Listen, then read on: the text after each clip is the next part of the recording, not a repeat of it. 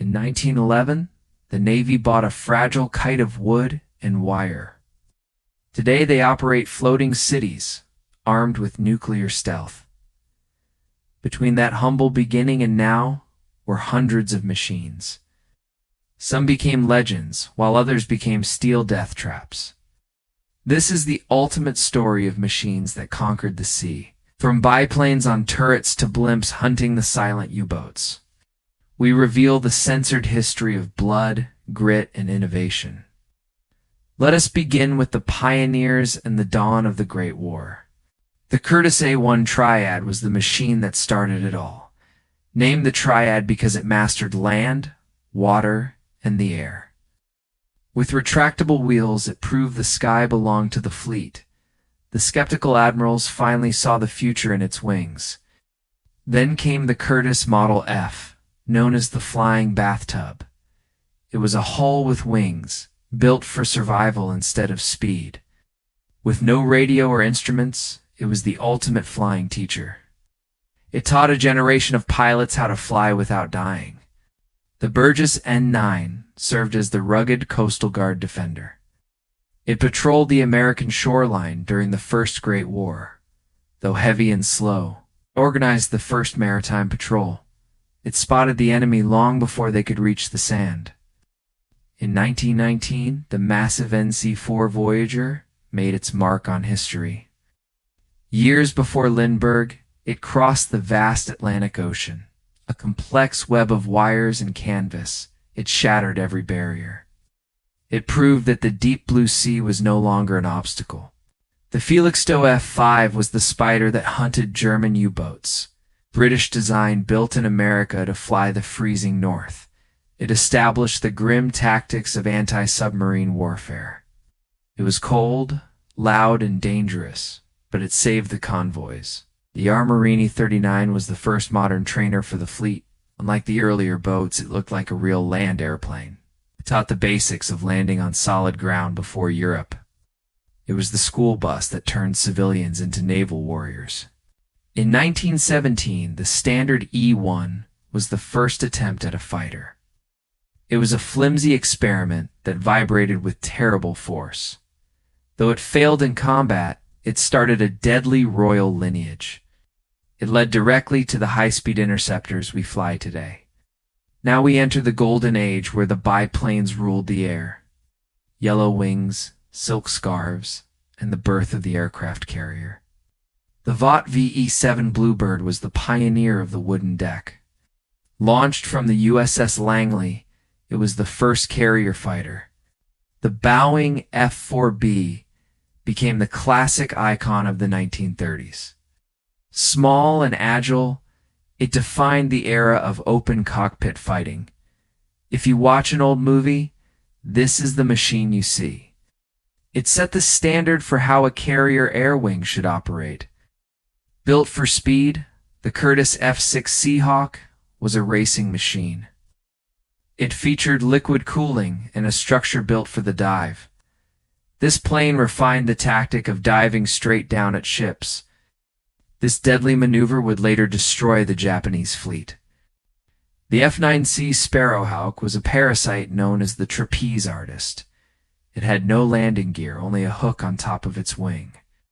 It was launched and recovered from the belly of giant airships, scout for the mothership, hanging by a thread in the clouds. The Grumman FF Fifi was the first with retractable gear. It looked chubby like a barrel, but it was incredibly fast. It introduced the enclosed cockpit to protect pilots from wind. It was the first step toward the modern fighters of tomorrow. The F-2F and F-3F were the last biplane fighters ever made. Tough and fast, they bridged the gap to the monoplane age. They trained the legends who would go on to fight the Zero. They were the flying barrels that held the line for years. The Great Lakes BG was an early attempt at a heavy bomber. It carried a massive load for a biplane and served on carriers. It helped refine the dangerous tactics of the dive bomb drop. Its lessons were written in fire at the Battle of Midway. Before the famous fighter, the Vought O2U Corsair was a scout. It launched from battleship turrets and fought in jungle wars. In Nicaragua, it proved that planes could support ground troops. Rugged and versatile, it was the first to carry the name. The SBC Helldiver was the last combat biplane the Navy ordered. It entered service just as the world turned to sleek metal. It served until the very brink of the Second World War. The end of an era where wood and fabric finally retired. The Grumman J2F Duck was a weird-looking savior of the sea, an amphibian with a massive float blended into its body. It rescued downed pilots and hauled mail to remote islands. It could land anywhere, making it the fleet's ultimate tool. The Grumman Goose became the iconic island hopper of the Pacific, a twin-engine taxi that landed in lagoons with no runways. It carried officers and supplies across the tropical paradise. It was the backbone of logistics in the far-flung ocean war. Now look at the trainers, the unsung heroes of the cockpit. The N3N Canary was the yellow peril that built the pilots. Forgiving and rugged, it stayed in service through the war. If you learned to fly for the Navy, you likely started here. The Stearman N2's Cadet is the most famous trainer in history. Rugged and acrobatic, it taught maneuvers to every aviator. If you see a vintage biplane today, it is likely a Stearman. It remains a legend of the sky and a master of flight. The S&J Texan was the pilot maker and the final hurdle. It was the last step before a student entered a real fighter. Tricky to land and loud, it taught complex engine management. It prepared the boys for the brutal reality of combat flying. The Beechcraft SNB was known as the reliable bug smasher, a twin-engine transport used to shuttle the high-ranking brass, train navigators, and serve the fleet for many decades. Its nose was always covered in insects from low-level flight. The war in the Pacific began with tragedy and hard lessons. Brewster F-2A Buffalo was the Navy's first monoplane failure. Stubby and overweight, it was no match for the Japanese Zero. At Midway, it became a death trap for the brave pilots inside. The F-4F Wildcat was the stubborn defender of the early war, slower than the enemy, but built like an armored steel tank. Using the thatch weave, it held the line in the darkest days. It proved that grit and tactics could beat superior speed. Then came the F-6F Hellcat, the legendary ace-maker of all.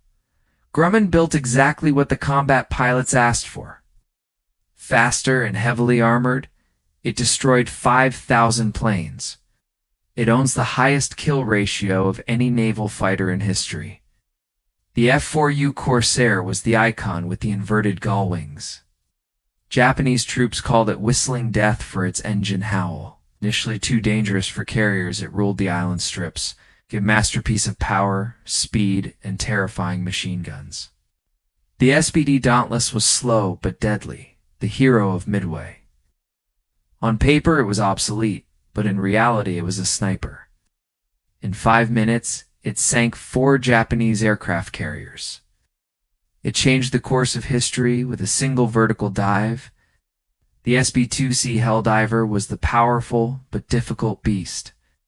Pilots hated its handling and its constant reliability issues. It joked its name stood for son of a second class. Despite the flaws, it delivered heavy blows to the Empire. The TBD Devastator was once advanced, but became a sacrifice. By 1942, it was a slow-moving target for enemy fighters. At Midway, nearly every single one launched was shot down. But their brave sacrifice cleared the sky for the bombers. The TBF Avenger was the Turkey, a heavy-hitting flying tank. It could take unbelievable punishment and still return home. It famously carried George H.W. Bush into the heat of battle, a massive torpedo bomber that dominated the Pacific waves. The Brewster SB-2A Buccaneer was a mistake from the start. Underpowered and weak, it never saw a day of real combat. It was relegated to towing targets for gunnery practice. a reminder that not every design is a winner in war. The Curtiss SO-3C CMU was a total disaster on floats. It was so slow it could not even outrun its own shadow. Constant engine failures made it a burden to the fleet. The British called it the sea cow for its poor agility.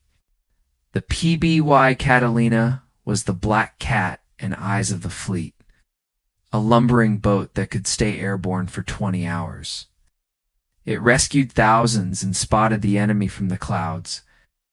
No plane saved more lives in the vastness of the Pacific.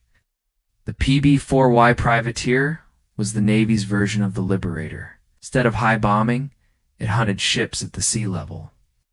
Bristling with guns, it roamed the ocean alone as a pirate, a low-level predator that terrorized the Japanese shipping. The PBM Mariner was a bigger and tougher patrol bomber boat, more heavily armed than the Catalina. It was a flying ship. It hunted submarines and transports through the entire war, a rugged giant that could survive the roughest ocean swells. The Martin JRM Mars was the largest flying boat ever used, a true giant capable of carrying 300 soldiers at once. Only a few were built, but they hauled cargo for decades. A flying hotel that linked Hawaii to the California coast. The K-class blimp was the silent sentinel of the coastline.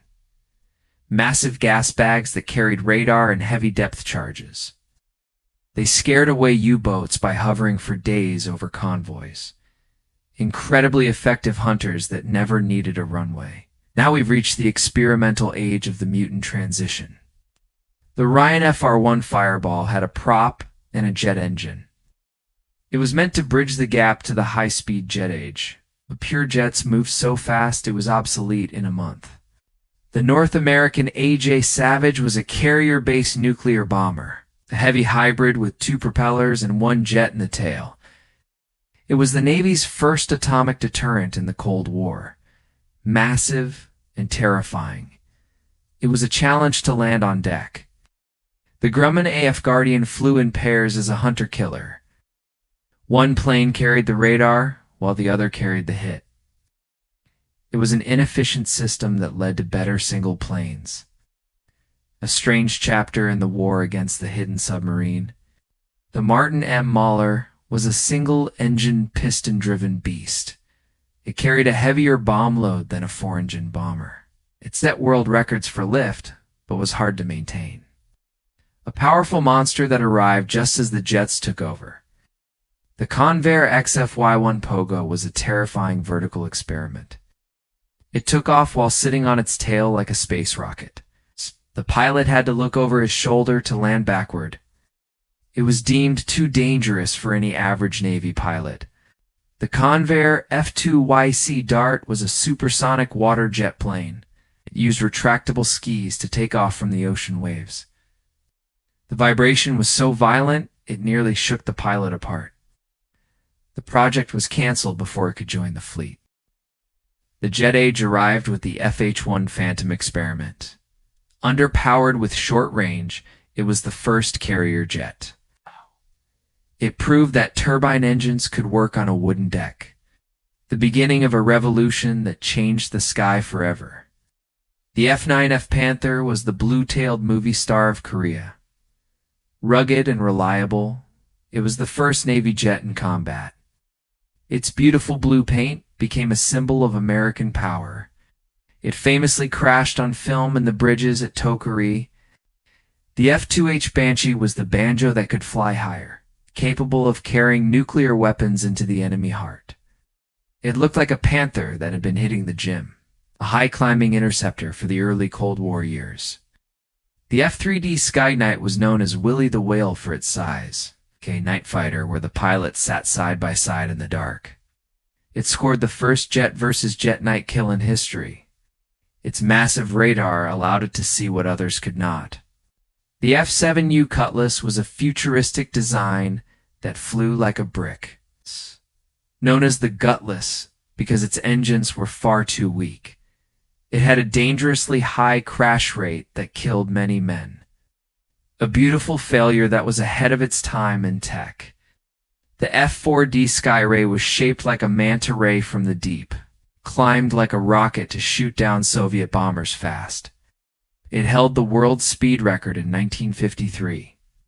A dedicated interceptor built for the heat of the Cold War. The A-1 Skyraider was an anomaly that survived the jet age. Piston plane that stayed in service through the Vietnam War. It could carry everything, including a literal kitchen sink. Oh no. No jet could fly as low or as slow to save the soldiers. The A-3 Sky Warrior was the heaviest plane on the carrier, known as the Whale. It was a massive nuclear bomber jet. It had no ejection seats, leading to a dark pilot joke. All Three Dead was the name they gave to this giant. The A-4 Skyhawk was Heinemann's hot rod of the sky, a tiny delta-wing jet that was agile, simple, and very fast. It was so nimble it flew with the Blue Angels for decades, a favorite of pilots who wanted a jet that could really dance. The F-8 Crusader was the last gunfighter of the Navy, the last fighter designed with guns as its primary weapon. It had a wing that tilted up to help it land on the ship. Pilots loved its power, but the crews hated the repairs. The F-4 Phantom II was a triumph of raw engine thrust. Ugly and smoky, it was the undisputed king of Vietnam. It proved that with enough power, even a brick can fly. It set 16 world records and served many nations. The A-6 Intruder was the Iron Tadpole and Night Stalker, an ugly subsonic bomber with a massive radar in its nose. It flew dangerously low in the pitch black and the storms. It dropped bombs with computer precision through the clouds. The A-7 Corsair II was the efficient worker called Slough. Short, little, and ugly. But it had incredible flight range. It introduced the first modern heads-up display for pilots. It made bombing accurate and much safer for the fleet. The A-5 Vigilante was the most beautiful bomber ever built. It dashed over targets at Mach 2 to take high-speed photos. Designed for nukes, it became the fleet's fastest spy. A sleek masterpiece of speed and Cold War technology. The F-111B was a heavy failure that the Navy refused to fly. Too heavy for carriers, and unable to win a real dogfight. Killing this program led to the birth of a true legend. From this failure, the mighty F-14 Tomcat was finally born. Now we see the support cast that keeps the fleet moving. The R-4D Skytrain was the Navy's version of the Goonie Bird. It hauled cargo to every corner of the globe in the war. It even landed on the ice in the frozen South Pole. The R-5D Skymaster was the heavy hauler of the Pacific, for engine transport that carried the backbone of logistics. Before the jet age, this was how the Navy moved its gear. Reliable and massive, it bridged the gap across the sea. The Grumman Trader was the mailman of the carrier deck, piston transport designed specifically to land on ships. It brought the money, the letters, and the spare parts. The lifeline for sailors stuck in the middle of the ocean. The C-2 Greyhound is the current delivery truck of the fleet. A turboprop that slams onto the deck with high-priority cargo. It is the only way to get a package to a moving carrier. Brings the VIPs and the engines that keep planes flying. The E-1 Tracer was an airplane wearing a giant radar hat. It's the first carrier-based early warning aircraft for the fleet. It looked strange, but it allowed the Navy to see the enemy. A watchful eye that protected the ships from a distance. The E-2 Hawkeye is the modern eye in the high-tech sky, recognizable by the giant rotating disc on its metal back. The carrier is blind without this plane to lead the fight, coordinates the entire battle from hundreds of miles away.